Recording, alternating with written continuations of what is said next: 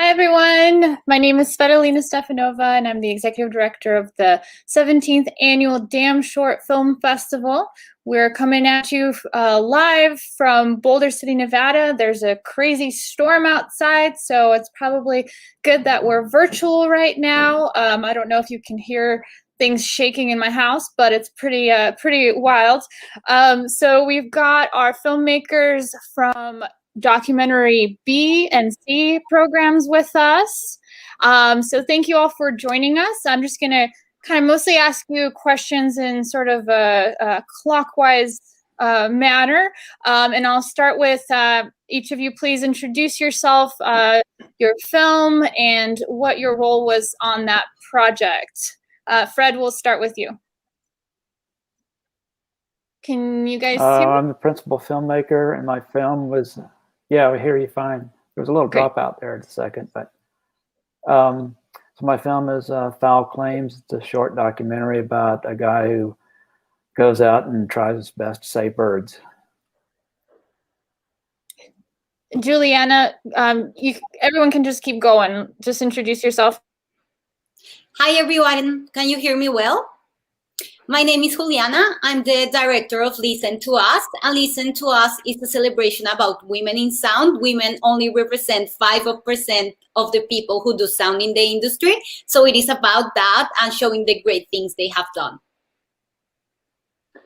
Hello, my name is Morgan, and our film is growing for good. I did this with Vaughn Nguyen, who's not here. It is about a 15-minute film about an organic farm in St. Louis City that feeds 2 food pantries here.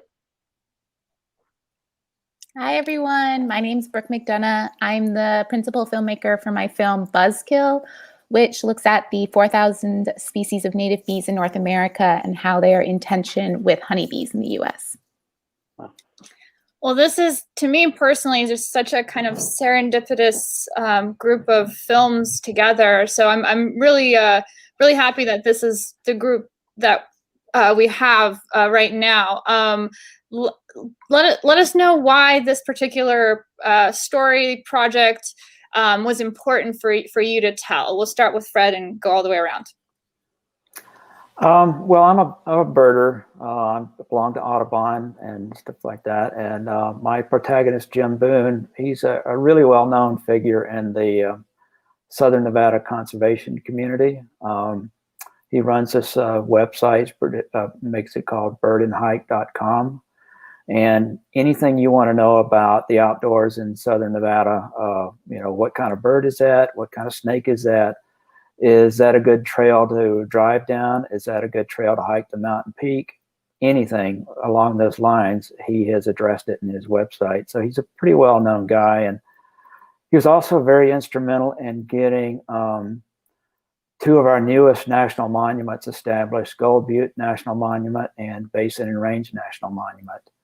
And this is just a project that he took on himself a few years ago when it became legal to do so, to go out and knock down these mine claim markers.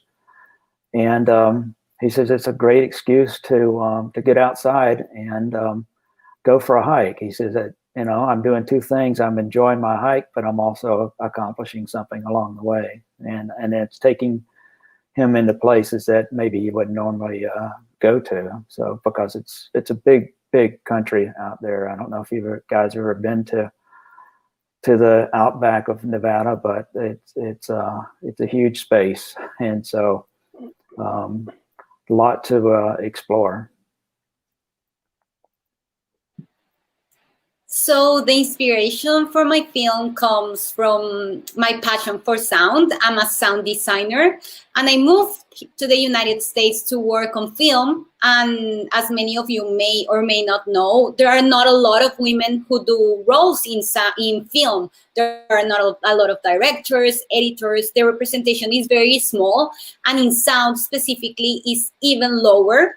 So when I moved here, I was looking for role models to myself, people to look after. And I started realizing there were barely any women, and it was so hard to find information about them. So I went on this like personal journey to learn about the things they have done, how great they are, because they are great, and I haven't heard their stories. So I wanted to tell their stories and show everyone, like, first, this is a path you can do, like you can do sound for film, because I didn't know that was a path before, but also like women can do it and they can do it great. And it's a beautiful world, and it's a great opportunity to tell stories, and we do it through sound. So that was my inspiration for the film. It's ironic, Juliana, because all the sound people I know are women. So my co-producer is my wife. And so my wife and I came to St. Louis. We're not from here. And we came here on a different film project and met this woman who works at the pantry. She runs the pantry. And my wife and I usually do travel films. And we've traveled all over the world, and it's been great. But it didn't have much meaning to us. So what we really wanted to do was make a film that had meaning to us, meaning to other people, and maybe would make the world a better place. So we went back to this woman at the pantry, and we thought we'd do like a 5-minute film, maybe shoot for 3 days. And then we learned that they got their food from this organic farm. And then we learned that there were kids from a local elementary school that helped harvest the food. And our short little film turned into 44 days of shooting and a year of editing, and that was that. So that was our inspiration, to do something a little more meaningful than hotel videos and videos about bars. Yeah, I started out here in Washington, D.C. I was really interested in rooftop urban beekeepers. And so I started kind of learning about bees. And then I learned that honeybees are not native to the U.S. And that there are thousands of species that are native to the U.S. and that we don't know very much about them. And so I got kind of obsessed and like really dove into this very niche world of bees that people feel really passionate about. So it was just like a journey of my discovery. And then I kind of created that into a narrative film. Hey, Brooke, if I could add one thing. It didn't get included in my film because it was just branching out too far, but these pipes that are in the ground, they also trap native bees. Really? And he has found as many as 3,000, 4,000, 5,000 bees in one pipe before. Wow, that's amazing. Yeah. Well, Fred, since so Brooke's film in the pretty much right in the beginning mentions the fact that not fact, sorry, that's not what I meant to say. It's okay. Mentions that there's bees are more important than birds. What's your response to that statement? Well, she brings up a good point that our food depends on being pollinated by bees. Yeah, absolutely. And but some birds do pollination as well. So hummingbirds and all that.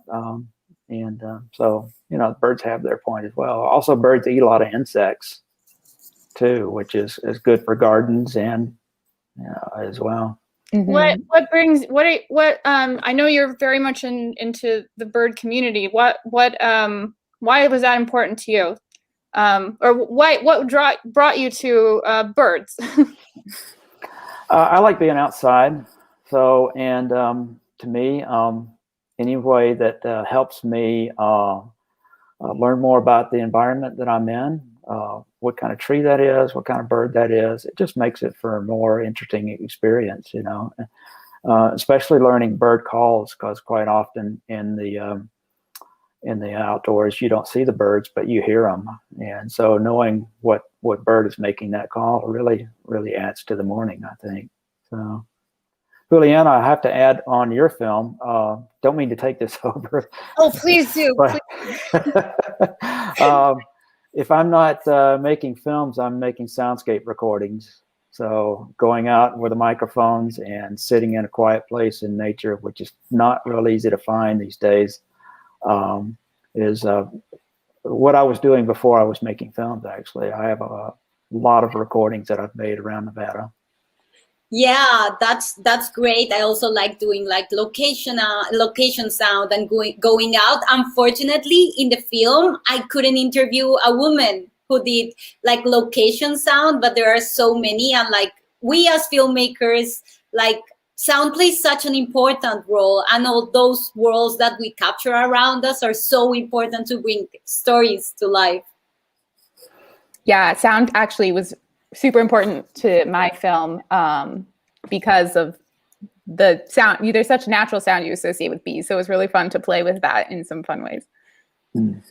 And I don't think I'll ever shoot outdoors again. All of our interviews were done at the farm, and there were cicadas and Oh yeah. crickets. No. So yeah. we couldn't really afford to bring on somebody for post-production sound, so I tried to learn how to get those out. I can't even remember the software I eventually bought. And I did an okay job, but if you listen carefully, my audio's not great.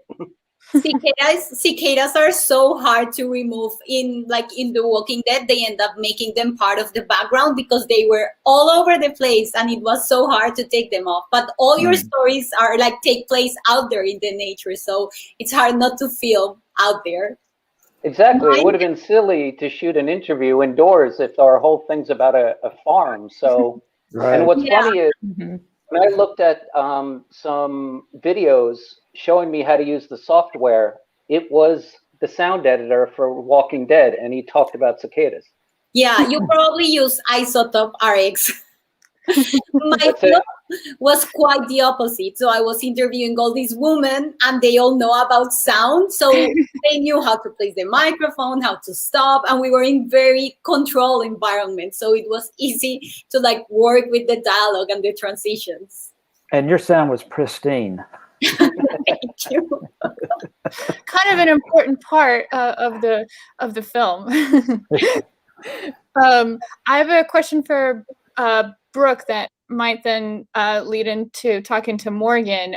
So a big part of the film, an important aspect of what's going on with native bees and honeybees is just the food security and accessibility for people. Can you touch a bit on that fresh food, and then we can go to Morgan into that with his film.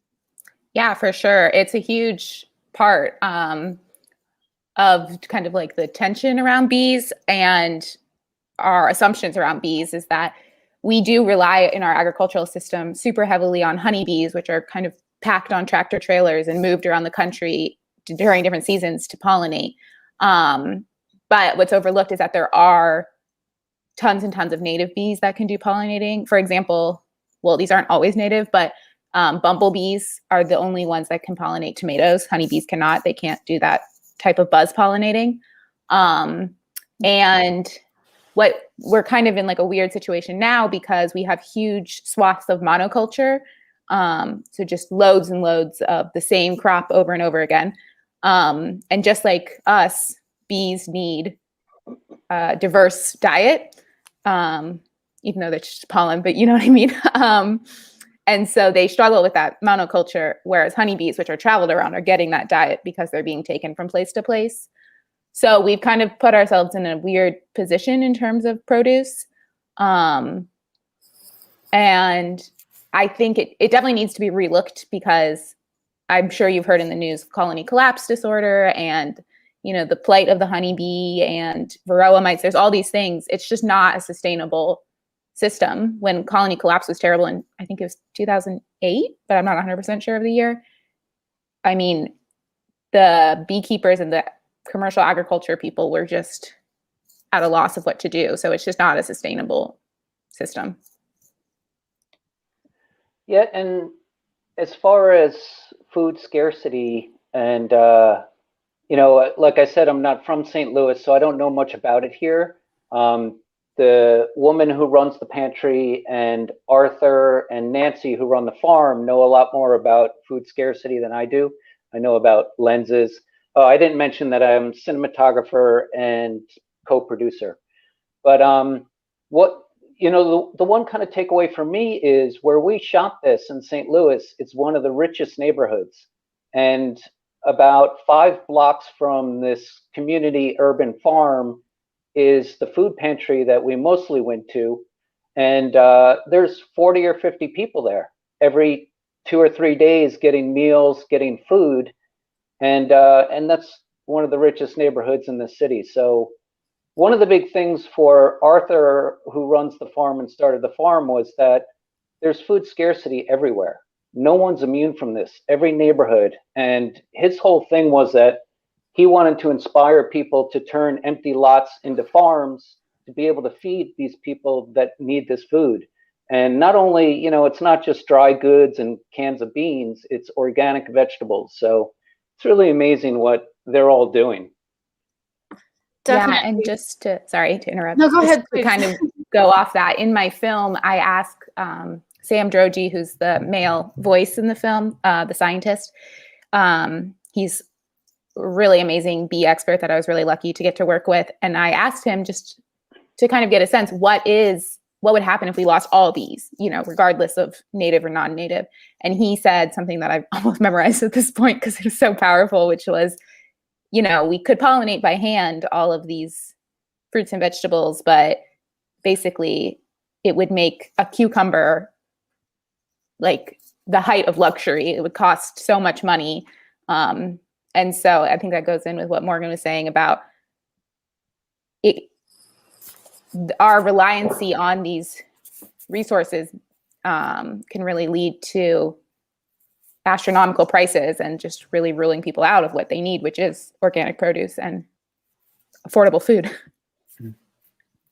Definitely. And something that just people seem to, you know, forget about and really gets kind of swept under the rug.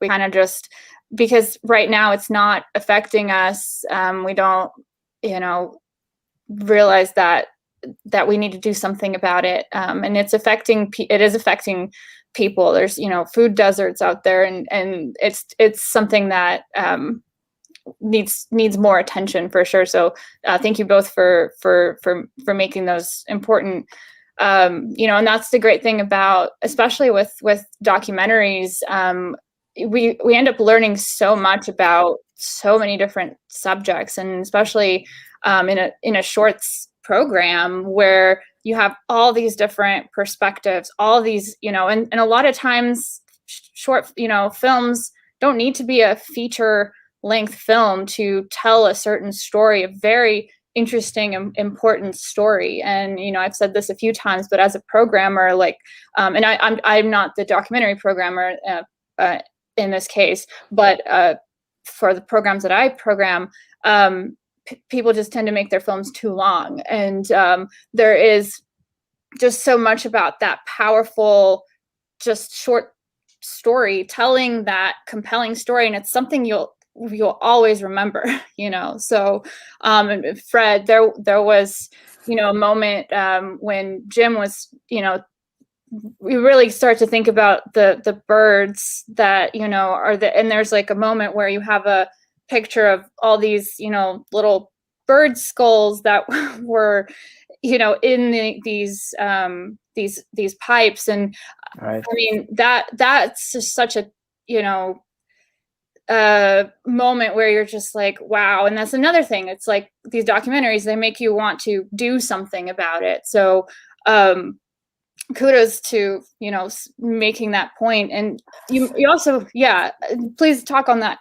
Well, that's one of the reasons I was really hoping the film would get in some local festivals like Damn Short, because I am in Vegas. So I figured somebody has probably in the audience has been out in the desert and maybe has seen one of these pipes sticking up out of the ground. So so it's running in this one. It's also going to run in Dock, Utah, which is the St. George Festival, which is St. George is 100 miles up the road from Vegas. So that society that are the group that does that. Can you talk a little bit about them and how can, if people are interested in getting involved, how often do they go out there? Are you part of that? Can you talk about that group a little bit? It's kind of a one-man band in a way. You can contact Jim through his website. It's, I think I mentioned earlier, it's birdandhike.com. He does kind of have some field trips. The local Audubon, right now, COVID, of course, has got everything on the back burner a little bit, but the local, like I featured in the film, the local Audubon Club has gone out a couple of times. And so that's a good group to get in touch with, to see if this is happening. One of the challenges is that, and mentioned in the film, is that these things are getting, the easy ones have been taken down. And like I said, it's a huge swath of land. It's a huge state. And to imagine how every foot of this land probably has been walked over by a miner or a prospector. So you really get into some way backcountry areas, and you need to understand what you're getting into and be prepared for it. Proper vehicle, proper clothing, and provisions and things like that, because you are miles. You don't have any cell service of any type. You are miles from anything. So it's a pretty rugged endeavor actually now. So yeah, it's a very commendable work there. I would like to, so we are taking questions from the audience. If you're tuning in live right now, please send in any questions for any of the films or all the films. Just, please tune in and participate. We really want to recreate that experience of our in-person festival in this virtual world where after it's impossible to recreate that feeling of seeing these films in a theater with a large attentive audience, to recreate that feeling to the filmmakers, because that's really the ultimate goal here. But at least we can replicate our filmmaker Q&A session that we have at the end of each program, and still connect with filmmakers all over. So if I could go around and have you guys let me know where you're tuning in from right now. Juliana, where are you? So right now I'm in LA, in Pasadena. And Morgan? I am in the central west end of St. Louis, Missouri. And Brooke? I am in Arlington, Virginia, just outside Washington, D.C. Fred? Las Vegas, and Henderson, actually. I'm about 10 miles from you.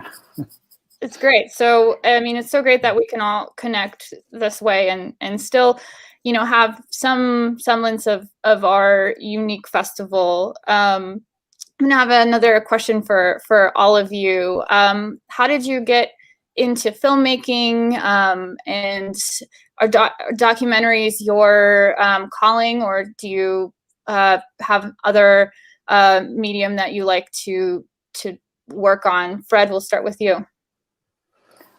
Well, let's see. Gosh, I went to school a long time ago, and made some films while I was in school. Did some corporate work when I got out.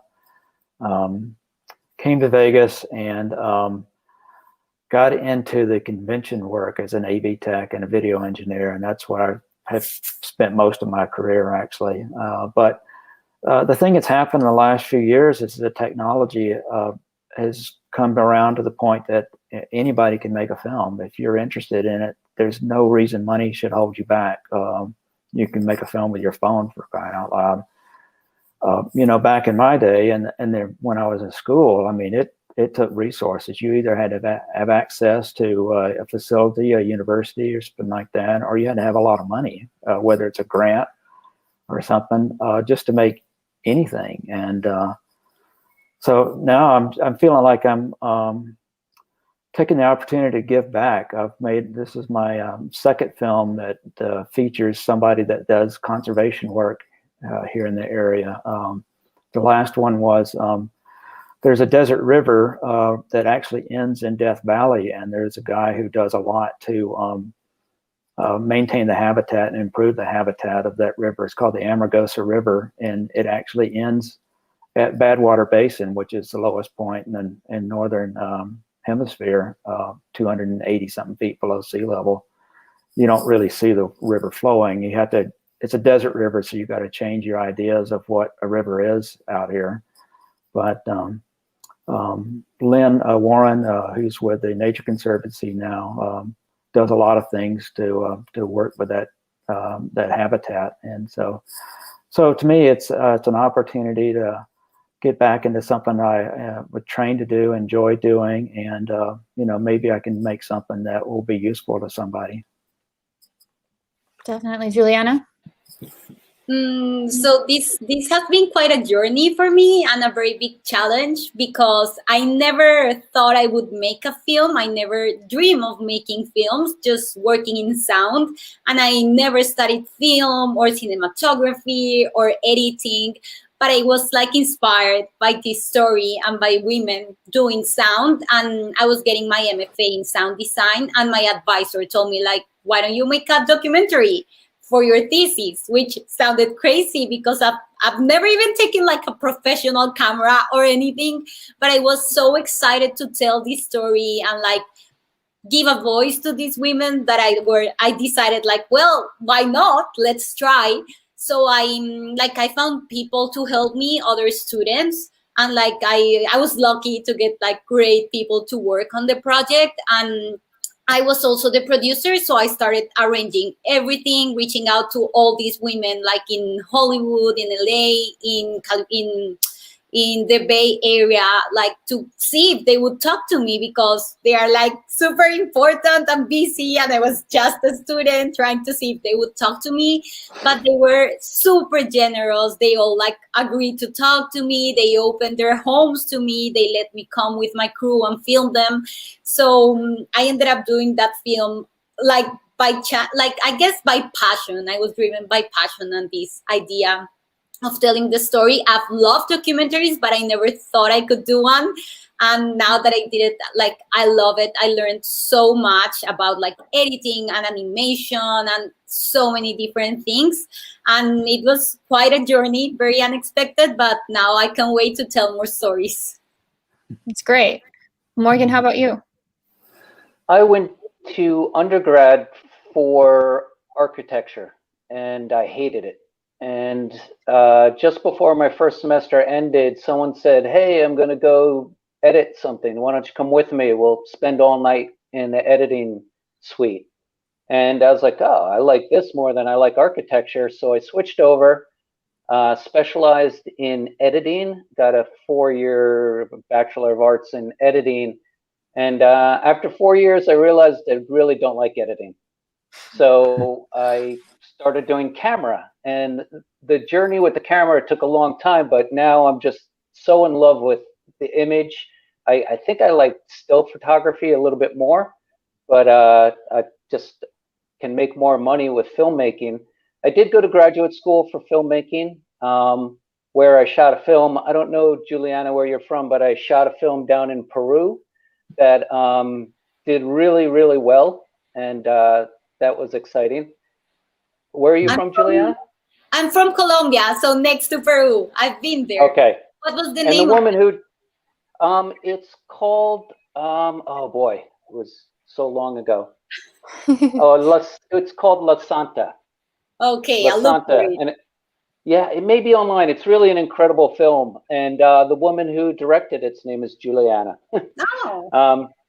But so now I teach film, and I teach filmmaking, I should say, and I love documentary. When I was in graduate school, I shot a lot of narratives, and I loved it. It was so much fun, and maybe I'll get back to it. But documentaries, what I love about documentaries is it gives you access. You have access to people and places that, I shot a documentary on these graffiti artists down in where was that? Oh, it's down in Buenos Aires. Yeah. And before I knew it, I was going to parties with these guys, and they were showing me all these places that they go and they spray paint. And I love travel, but when you travel with a camera, you get access, and that's what I love the most about documentary. Brooke? Yeah, I think it's listed on my film. This was a student film, so I was also in graduate school for photojournalism, but filmmaking was a heavy part of the program as well. So this project, along with the photo story, was my thesis project as well. So yeah, this was like pretty much my first longer. It's still short. It's 15 minutes, but longer than 4-minute film. I had a lot of help with it, and I do photography as well, as I mentioned. So I don't know which I like more. I think it really just depends on the project. You can learn really interesting things through both, kind of like what Morgan was saying. It really opens doors and gives you a purpose for places, for being somewhere and learning about someone. And yeah, That's great. Looks like we have a question from the audience. Yay! Can you put it up on the screen again? Oh. All right. It is for Juliana. Your film raises awareness of awesome women in the industry, but what else do you think needs to be done to both get more women involved and to raise up those who are already here and looking for opportunities? Hi, Carson. Thanks for being here and for your question. Yeah, that's a great question. Like, there are things that are being done right now. So there are like some quotas of amount of women you have to have, because this is not just about my film, it's about women, but it's about diversity and bringing awareness of that and being more diverse. So now I don't know the exact numbers, but there's like a certain amount of women that have to be in your film, of Asian people, African American people. So I think that will help so things get better. And also a lot of women don't know this is a job or they could do it. So getting out there, like seeing that people do it, more women are doing it. And I think this has been like a great time for that. Like, I've seen a lot of women in panels, there are like Zoom calls, and like they are doing all these things so more people get in. And I think also like a big challenge is changing people's mindset that women can't do it because it's like a technical job, but like we can. And so it's just a thing of making people aware. That's what I think. And like here, women looking for opportunities, like find allies that can help you and like help you in this journey and mentor you. I've come with like a lot of people around that have been like, I want to help you, I want to mentor you. So I think if more women reach out and do that, more opportunities will open. Yeah, I primarily, my heart is really in conservation, photography, and filmmaking, and that is also a very underrepresented area for women. And I was thinking while you were talking as well, the community of women that I know in that industry that have really supported each other, because there's all like similar to the technical aspect, people wonder if you're physically fit enough to do these expeditions and things like that, or just, whatever, people say different things, but having mentors of a male or female, I have both, and just a community of people who mentor me, who are at the same level as me, who, we're just all there to kind of help each other. And I feel like that has just been what has created, it feels like I can do this because of that, I think.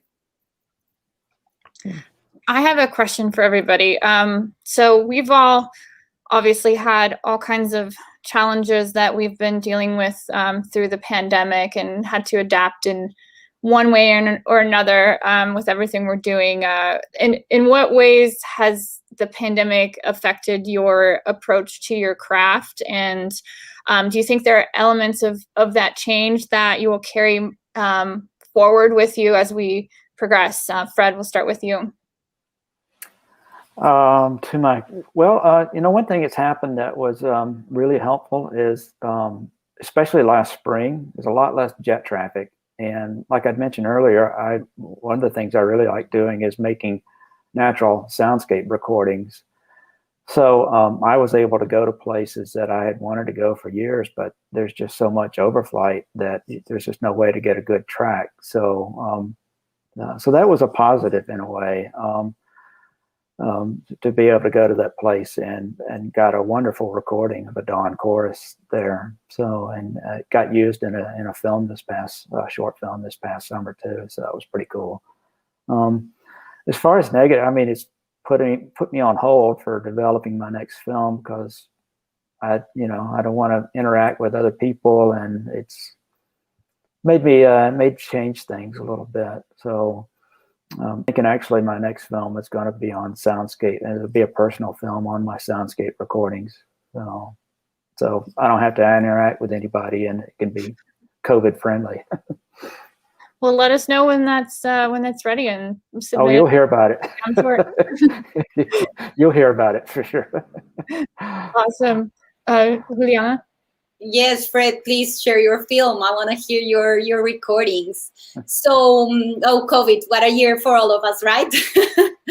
So I was lucky that I was able to record all my interviews before the pandemic, but then we started editing, and then like everything went remote. So some of the people that were going to help me we were not able to meet, so it was like a challenge. Like regarding sound, I actually couldn't make a surround mix because I didn't have access to a room where I could mix it in surround. But it was great because we got to interact in other ways, and like I guess we've all been very creative overcoming the obstacles that we find.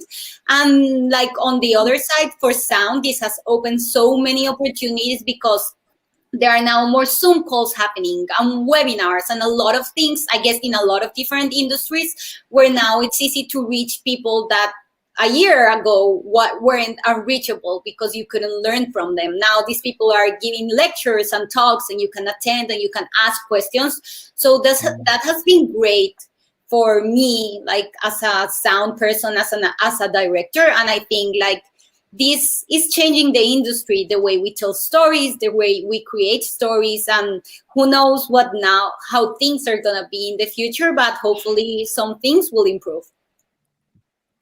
Morgan? I'm going to be the guy that doesn't bring anything positive to this, to COVID, I think. Before my wife and I came to St. Louis and got stuck in St. Louis because of COVID, we were traveling in Asia, Australia, New Zealand. So we have a bunch of films, short films, very short films, 5 minutes long, that we need to catch up and do the editing. And so I've done a few. I'm almost done with a few more. We actually have about 40 films we have to finish. So that's I guess, a positive thing. Like I said earlier, I make my money usually by teaching filmmaking, and that's not happening right now. So that's not so great. And our next project is probably going to be about a woman up in San Francisco, and we're stuck in St. Louis, so that's not happening. So that was an interesting comment about the jets, because having to do all the audio work myself, jets are always a thing that is just delays and delays and delays and ruins your audio work. So now that you say that, I'm like, yeah, I am hearing less jets. That's a good thing. So there's a good thing. Nice positive end to that. Well, we're talking about sound a lot, so I have to apologize. My dog is over there drinking very loudly, so you might hear her. But yeah, I think I'm trying to think of the timeline because it's been such a crazy year. But I was finishing up filming in the middle of March, so lucky for me, most of my shots are outside, so I was still able to do it. There were a couple things I kind of had to push my way to get access for, but I was able to do that. So that was challenging. And then, yeah, just getting it out there in different ways. I had all these community engagement events planned with local groups because we can all help bees by planting plants native to whatever region we live in. And so we had all these film screenings and planting sessions kind of organized with different outdoor retailers. They were all canceled and everything. So just kind of facing disappointment. But then in other ways, like being able to be here virtually has been really great because I don't know necessarily where I would have been able to go and what festivals I would have been able to participate in. So, you know, good and bad. Well, I think we have time for one final question from the audience. Can we get that up on screen? All right, for Juliana again, what would you say to a young girl that wants to be a part of the sound industry? What are some of the women we should have as inspiration? Probably all the women in your film. Yeah, like all the women in my film, but there are so many more. So there's so many amazing women out there. There's Laura Hirschberg. She's like a very important mixer. She's the only woman that have won an Academy Award for mixing. So she's like a rock star. Also like Kay Ross, that I talk about her in my documentary. She was the first woman to win an Academy Award for sound, which is very important. She was one of the pioneers during doing sound and the one that has like opened the door for more people like me. So there's so many women, but yeah, like they're so important because they're the ones that have been doing the hard work. Like I can do this now thanks to them and like the work they have done in the past. And other women like Paula Fairfield, she was the sound designer of Game of Thrones. She's a huge advocate for women. She goes on panels, talk about it. So all these women are such an inspiration. And I have a document I can share about more women doing sound because it's so hard to track them that for my thesis, I started like seeing in IMDb everyone I could find and like seeing that. So to a young girl that wants to be part of the sound industry, go for it, learn, join these Zooms and webinars that are taking place, study it, watch films. That's the best school for us filmmakers, right? Watching films, watching what people do to get inspiration and find ideas for our own films. Maybe you could share this database with everyone in the virtual lounge so that we could check out more of these women. I will make it public and share it. Okay, perfect. So I think we really have to wrap it up, but I'd like you all to just very quickly tell us what your next project is and how people can find you, whether it's social media or website. We'll start with Fred. I think I'd already mentioned my project, but first off, I really love the Down Short Film Festival, and seeing it in Boulder City is a real treat. So if you guys ever get a chance to come out to Boulder City and sit in that theater, it's a lot of fun. But the virtual things, you guys have done a great job this year. So the Q&A stuff has been really good. I do have a website. It's called soundsandspaces.net. And you can see some films and hear some sounds and see some pictures. Awesome. Well, my life has been very weird this year. I don't have any like specific project in film, just many ideas. For now, I'll keep doing sound for film and see where I get my chance to do my new film. And in social media, you can find me as Juliana Henao Mesa, also my website. So if you want to contact there, or if you want to see more about the film, also listen to us and you will find the information. Okay, Morgan. So we haven't even discussed what the subject of hopefully our next film much, so it feels weird going public with this, but there's a woman in San Francisco who suffers, is that the right word, who has alopecia, which is she's basically gone bald, and she opened a salon, so she cuts hair, and she herself is bald. And then when she realized that that wasn't enough to fulfill her, she became a therapist, and now she does therapy with women who don't have hair. And she's an incredible person. It's an incredible story. So fingers crossed, we're going to San Francisco as soon as we can to tell her story. And all of our travel stuff can be found at Nomadic Frames. That's us. We're on YouTube. We've got a website. Yeah. Great. Brooke?